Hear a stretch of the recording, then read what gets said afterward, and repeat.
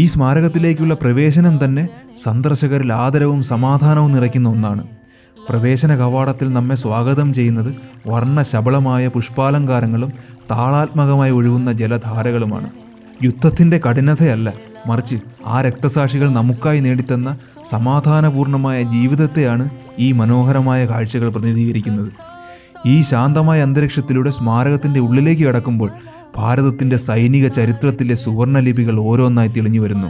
സ്മാരകത്തിൻ്റെ കേന്ദ്ര ബിന്ദുവായ അമർചക്രയിൽ ഉയർന്നു നിൽക്കുന്ന 15 മീറ്റർ സ്തംഭത്തിൻ്റെ ചുവട്ടിൽ അണയാത്ത ദീപമായി അമർ ജവാൻ ജ്യോതി തെളിഞ്ഞു നിൽക്കുന്നു.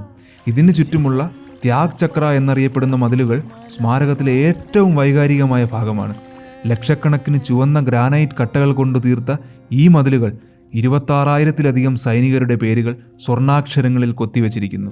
ഒരു സൈനികൻ തൻ്റെ ജീവൻ നൽകി രാജ്യത്തിൻ്റെ അതിർത്തികൾ കാക്കുന്നത് പോലെ ഈ ഓരോ ഗ്രാനൈറ്റ് കട്ടയും രാജ്യത്തിൻ്റെ സുരക്ഷാ മതിലായി നിലകൊള്ളുന്നു എന്ന സങ്കല്പമാണ് ഇതിന് പിന്നിലുള്ളത്. മറ്റൊരു വീഡിയോയുമായിട്ട് വീണ്ടും കാണാം.